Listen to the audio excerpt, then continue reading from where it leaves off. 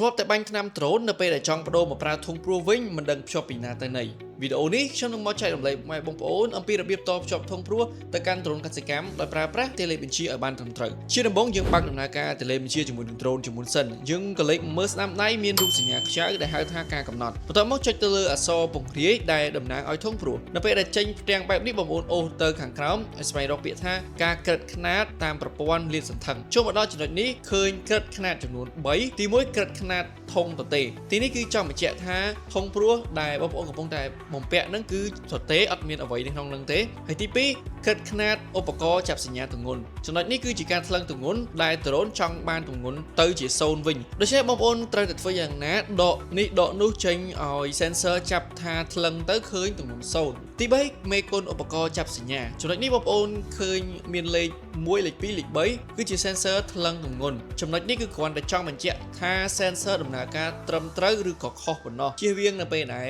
ខុសគីឡូធុងព្រោះបងប្អូនអាចយកថ្មដ្រូនដាក់ពីលើធុងព្រោះមកថ្លឹងសិនក៏បានឬក៏បងប្អូនចាក់ជីចូលទៅក្នុងធុងព្រោះនឹងតែម្ដងក៏បានដែរហើយនៅអំឡុងពេលដែលថ្លឹងដ្រូនក៏ផ្ដល់សញ្ញាទៅលើតេឡេបញ្ជាបងប្អូនដែរថាវាអាចហោះបានឬក៏អត់ចឹងនៅពេលដែលកំណត់រួចរាល់បកមកខាងក្រោយវិញទៅរកចំណុចការគ្រប់គ្រងសម្ភារៈវិញម្ដងទីនេះជាកន្លែងដែលបងប្អូនអាចជ្រើសរើសឧបករណ៍ខួងក្របព្រោះតាមប្រភេទនិងទម្ងន់និងទំហំតាមតម្រូវការរបស់បងប្អូនដែលមានចាប់ពី5មីលីម៉ែត្រទៅដល់10មីលីម៉ែត្រជាមួយនឹងសមត្ថភាពក្របព្រោះចេញបានចាប់ពី3គីឡូទៅ